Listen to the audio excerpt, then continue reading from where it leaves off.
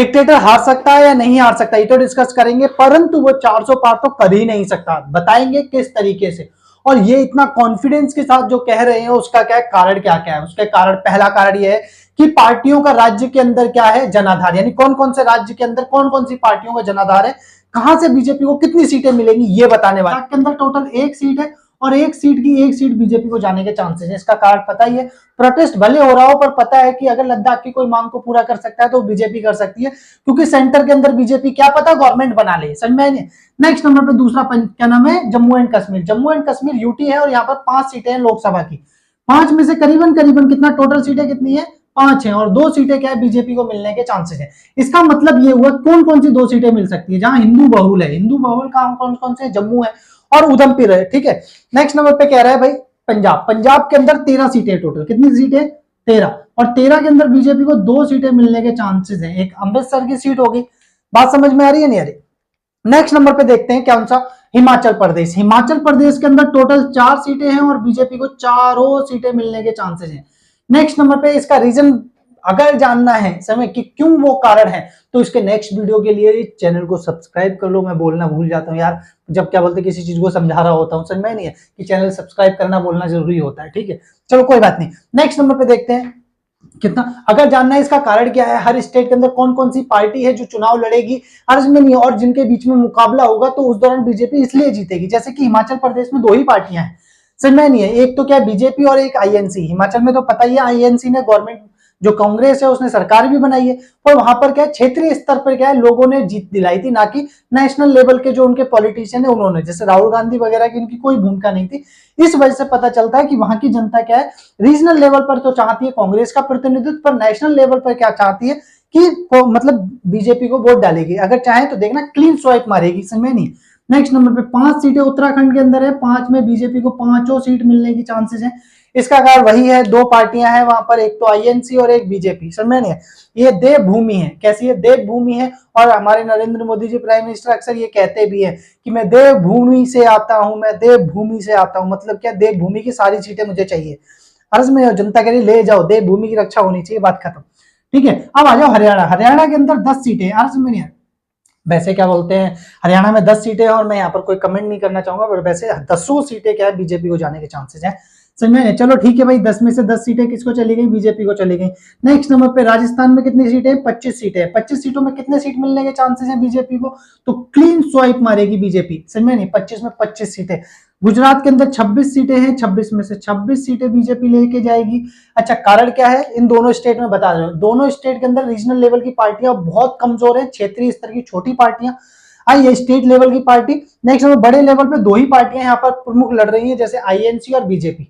ज्यादातर राज्यों के अंदर बीजेपी और किसका मुकाबला है, कांग्रेस का मुकाबला है। तो राजस्थान में पता ही भी कांग्रेस की सरकार गई है अशोक गहलोत की, तो वहां पर एक पूरा माहौल है कि, और वैसे भी 2019 का भी इलेक्शन देखोगे तो क्लीन स्वाइप था, अर्ज में नहीं, 25 सीटें, 26 की 26 सीटें गुजरात की किसको गई, बीजेपी को। अगर यहाँ का लेके चलने तो 182 जो अभी चुनाव हुए थे विधानसभा के, 182 के अंदर बीजेपी ने 157 सीटें जीती थी, समझ में नहीं है ना। मात्र कांग्रेस को 17 सीटें मिली थी और आम आदमी पार्टी को 5 सीटें मिली थी। अगर ये दोनों गठबंधन भी बना लेते तो भी इनके हिस्से में एक भी सीट नहीं आने वाली, समझ में नहीं। चाहे तो आप देख भी सकते हो, इसका कारण ये कि वहां की जनता क्या है बड़े पैमाने पर प्राइम मिनिस्टर को ये मान के चलती है कि वो उनके होम स्टेट से आते हैं, समझ में, भले वो उनको कोई फायदा ना पहुंचा रहे उसके बावजूद जनता उनसे जुड़ाव मानती है। नेक्स्ट नंबर पे देखते हैं कहां पर, ये ले लो भाई, कितना 80 सीटें हैं यूपी के अंदर, और 80 सीटों के अंदर करीबन करीबन क्या है 70 सीटें क्या बीजेपी ले जाने के चांसेस है। क्यों का चांसेस हैं, एक तो देखो वहां पर क्या है 3 मेन पार्टियां कौन कौन सी, एक तो बीजेपी है, कांग्रेस का वहां पर कोई प्रतिनिधित्व नहीं है। अंदाजा इस बात से लगा लो, जब इलेक्शन हुए थे विधानसभा के तो उसके अंदर उसे क्या है एक भी सीट नहीं मिली, समझ में नहीं। नेक्स्ट नंबर पे वहां पर 3 पार्टियां मैंने, सपा, बसपा और क्या नाम है बीजेपी, क्लियर है। और आरएलडी वगैरह है तो उसके साथ बीजेपी ने गठबंधन कर ही लिया, पता ही है, ठीक है। तो सपा का अगर इलेक्शन का रिजल्ट देखो तो उसे क्या है लोकसभा की सीटें मिली ही नहीं थी, 3-4 सीटें कोई बड़ी बात नहीं होती, ठीक है। 80 में से अगर 3 सीटें ले रही हो तो ठीक है सर। और बसपा जो है उसकी 10 सीटें, बसपा का बहुत बड़ा जनाधार जो है वो बीजेपी की तरफ चला गया, इसमें कोई डाउट नहीं है, ठीक है। तो बीजेपी को इसका बहुत बड़ा फायदा होने वाला है, ठीक है। इसीलिए क्या है बीजेपी बड़े पैमाने पर यूपी की सीटें 70 ले जाने के चांसेस है। उसका टारगेट भी यही है कि भाई अगर 400 पार करना है तो सीटें ये लेनी पड़ेगी, पर हम ये बताएंगे कि वो पार नहीं कर पाएगी इसके बावजूद भी।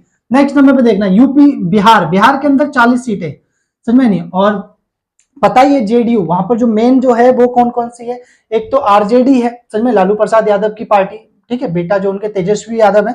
बिहार में क्या बोलते हैं दूसरी जो है JDU, Janata Dal United, BJP, INC, समझ में नहीं है, ये पार्टियां मेन है। तो बीजेपी जेडीयू के साथ गठबंधन कर चुकी है और अंदाजा इस बात से लगा के चल लो सीटें कितने के मिलने के चांसेस है, तो ये 35 सीटें के पार करके जाएगा। समझ में, मैं जेडीयू का मिला के कह रहा हूँ एनडीए गठबंधन जो है, ठीक है। अब इंडिया जो गठबंधन है वो क्यों ज्यादा सफल नहीं है, और मैं इसके 3 कारण दूंगा। जहां पर क्या है रीजनल पार्टियां मजबूत हैं, जहां फायदा पहुंचेगा आईएनसी को यानी इंडिया गठबंधन को, वहां ये गठबंधन करने को तैयार नहीं है। जैसे कि वेस्ट बंगाल में ये मिलने चाहिए, नहीं मिल रहे हैं, समय पंजाब में मिलने चाहिए थे, नहीं मिल रहे हैं। नेक्स्ट नंबर पे दिल्ली में तो चलो इन्होंने कर लिया है, पर फिर भी बीजेपी का वो बहुत अच्छा जनाधार है। समय क्यों, मैं दिल्ली से आता हूँ, मुझे पता है, मैंने करीबन 200 स्टूडेंटों से पूछा होगा, अर्ज में नहीं है, जितने मेरे कांटेक्ट में उन सभी से मैंने डिस्कस किया कि अगर आप वोट डालोगे तो बीजेपी को क्यों डालोगे, अर्ज में नहीं, आम आदमी पार्टी को क्या बोलते क्यों नहीं डालोगे, समझ में नहीं। तो लोगों ने इसका रीजन बहुत अच्छा दिया, कहा नेशनल लेवल मतलब राष्ट्रीय स्तर पर क्या है हम बीजेपी को चाहते हैं, समझ में नहीं। और क्या नाम है जो लोग अभी पंचायत के चुनाव हुए थे उसके बावजूद भी बीजेपी देखो 250 में से 100 सीटें पार की थी, समझ में, पंचायत के अंदर, ठीक है, जहां पर क्या आम आदमी पार्टी का गढ़ है, वो दिल्ली अब गढ़ माने जाने लगा है आम आदमी पार्टी, उसके बावजूद भी बीजेपी वहां पर करीबन आधे वोट शेयर क्या करती है, मतलब उसमें सिर्फ 3% वोट शेयर का अंतर है आम आदमी और बीजेपी के अंदर। उठा के देख लेना अगर आपको लग रहा हो कि, ठीक है।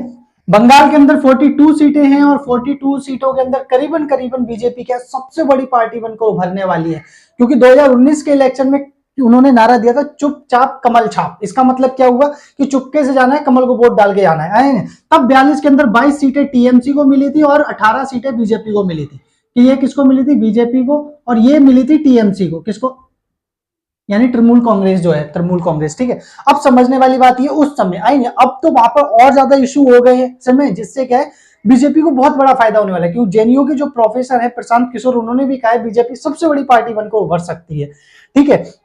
तो इसी वजह से हमारा ये मानना है टोटल वो सीटें 25 तक ला सकती है बीजेपी क्या वेस्ट बंगाल से, क्लियर है। अब ये देखो यहां पर कितनी सीटें हैं, तो यहाँ 29 सीटें हैं। मध्य प्रदेश में कितनी सीटें, 29 के अंदर ऐसा मानना है कि 28 सीटें बीजेपी ला सकती है, सच में। अभी उन्होंने मध्य प्रदेश जीता भी है, ठीक है। नेक्स्ट नंबर पे क्या है, झारखंड के अंदर 14 सीटें हैं, कितनी, और 14 सीटों के अंदर क्या है, यहाँ पर रीजनल जो पार्टी है वो क्या है, क्या बोलते हैं, झारखंड मुक्त मोर्चा है, ठीक है। इसके अंदर उसके बावजूद भी क्या है, यहाँ पर वो 12 सीटें बीजेपी ला सकती है। छत्तीसगढ़ के अंदर 11 सीटें हैं, कितनी, 11 सीटें, और 11 सीटों के अंदर बीजेपी करीबन कितनी सीटें ला सकती है, 10 सीटें ला सकती है। अब कहोगे ये तो सारी सीटें वही ले जा रही है, अरे भाई नॉर्थ इंडिया क्लीन स्वाइप मारने वाली है बीजेपी, ये तो यूं समझ लो कि दिए हैं, समझ में नहीं है। तुमने देखना कि रैलियों के अंदर वो नॉर्थ इंडिया में उतना ज्यादा ध्यान नहीं दे रहे, वो साउथ की तरफ बढ़ने की कोशिश कर रहे हैं। उन्हें पता है 400 पार करना है तो साउथ के स्टेटों से सीटें लानी पड़ेंगी। यहाँ पर तो देखो ध्यान तो देना ही देना है, पर नॉर्थ इंडिया साउथ इंडिया पर वो बहुत ज्यादा ध्यान दे रहे हैं। अब कह रहा है नॉर्थ ईस्ट के अंदर, नॉर्थ ईस्ट देखो, अब साउथ इंडिया से पहले हम नॉर्थ ईस्ट इंडिया की बात कर लेते हैं। नॉर्थ ईस्ट का मतलब ये 7 बहनें और एक भाई, 7 बहनों का मतलब ये 7 स्टेट यहाँ पर और एक भाई सिक्किम के अंदर रीजनल पार्टी ले जाएगी, और वो रीजनल पार्टी एनडीए के अंदर ही है, अर्ज में नहीं। फिर भी हम मान लेते हैं यहाँ की एक सीट है और बीजेपी यानी एनडीए एक ले जाएगी, बीजेपी नहीं, क्लियर है। नेक्स्ट नंबर पे अरुणाचल प्रदेश के अंदर 2 सीटें हैं और दोनों सीटें बीजेपी ले जाएगी, क्योंकि पता ही है अभी चीन से विवाद चल रहा है और अरुणाचल प्रदेश को चीन बहुत ज्यादा जो बीजेपी बहुत ज्यादा सपोर्ट कर रही है, वहां के विकास पर ज्यादा ध्यान दे रही है, समझ में, ये कारण भी है वहां की जनता क्या है बीजेपी को पसंद करती है। असम के अंदर 14 सीटें और बीजेपी ने टारगेट रखा है कि 12 सीटें जीतनी है, अर्ज में नहीं है। हम मानते हैं कि करीबन वो 10 सीटें जीत जाएगी वहां से, समझ में नहीं, ज्यादा ही लेके जाएगी, क्योंकि 2014 के अंदर वहां से उसने 7 सीटें जीती और 2019 के अंदर उसने क्या 9 सीटें जीती, ठीक है। इस बार 1 सीट बढ़ा रहे हैं, पर फिर भी क्या है 11 सीटें आ जाए तो अच्छी बात है। नेक्स्ट नंबर पे क्या बोलते हैं, नागालैंड में 1 सीट है और कोई भी रीजनल पार्टी जीतेगी, बीजेपी नहीं, अर्ज में नहीं। मेघालय के अंदर 2 सीटें हैं, 2 सीटें वहां की जो एनडीए के साथ गठबंधन है, अर्ज में नहीं, वो जीत सकती है, यानी कि नेशनल पीपल पार्टी एनपीपी, कौन, एनपीपी एक क्या है रीजनल पार्टी, नेशनल पार्टी है नॉर्थ ईस्ट के अंदर, ठीक है। नेक्स्ट नंबर पे आपका मणिपुर के अंदर दोनों सीटें बीजेपी ले जा सकती है, क्या नाम है, क्या बोलते हैं, मिजोरम में 1 सीट है और 1 सीट कोई रीजनल पार्टी ले जाएगी वहां की, ठीक है। जोरम ले जाए या मिजो नेशनल फ्रंट ले जाए। त्रिपुरा के अंदर 2 सीटें हैं और दोनों सीटें के चांसेस है कि बीजेपी ले जाए, क्लियर हो गया। अरस में अभी काउंट कर देंगे किस स्टेट में टोटल कितना क्या है उसको मिलने वाला है। चलो भाई, अब क्या समझने वाली बात है कि ये सातों क्या बोलते हैं, सीट और एक भाई बहन भाई दोनों ले लिए, 7 बहनें 1 भाई, ठीक है। अब नेक्स्ट नंबर पे देखते हैं क्या, साउथ इंडिया। उसे साउथ इंडिया में बहुत तगड़ा डेंट मार रहा है, आए नहीं, यानी साउथ इंडिया के अंदर उसे घुसपैठ करनी है। अगर साउथ इंडिया के अंदर बीजेपी घुस जाती है और बड़े पैमाने पर, बड़ा नहीं छोटे पैमाने पर सीटें लेती है तो शायद कुछ हो जाए। जैसे यहां पर ले लेते हैं तमिलनाडु, तमिलनाडु के अंदर 39 सीटें हैं।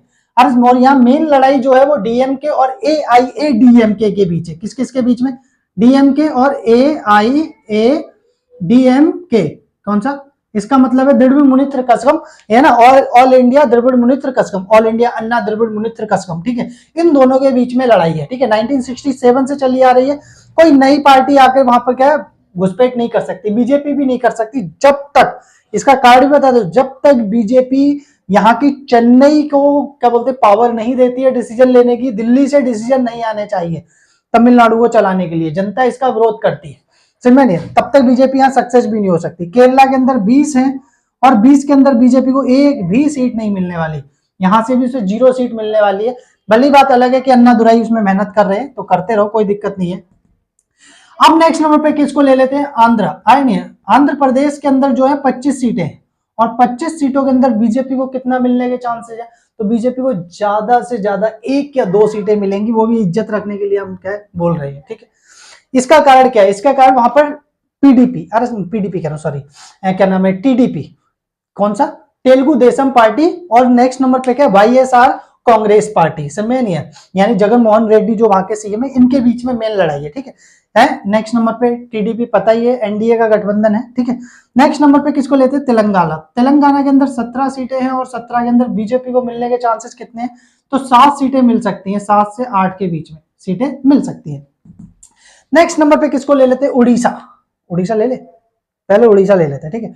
उड़ीसा के पहले महाराष्ट्र ले लेते हैं। महाराष्ट्र के अंदर करीबन 48 सीटें, करीबन नहीं मतलब 48 ही है, 48 सीटों के अंदर बीजेपी को क्या है पता ही है, एक नाथ शिंदे के ग्रुप के साथ उन्होंने गठबंधन किया हुआ है शिवसेना के साथ, तो यहाँ पर उन्हें करीबन मान के चल लो तो 45 सीटें मिलने के चांसेस है, 45 नहीं यार 43 ले लो, पूछो क्यों, क्योंकि वहां पर क्या है, उद्धव ठाकरे की जो शिवसेना है आरएसएस, उसको भी कुछ सीटें मिलने के चांसेस है और कुछ आईएनसी, ठीक है।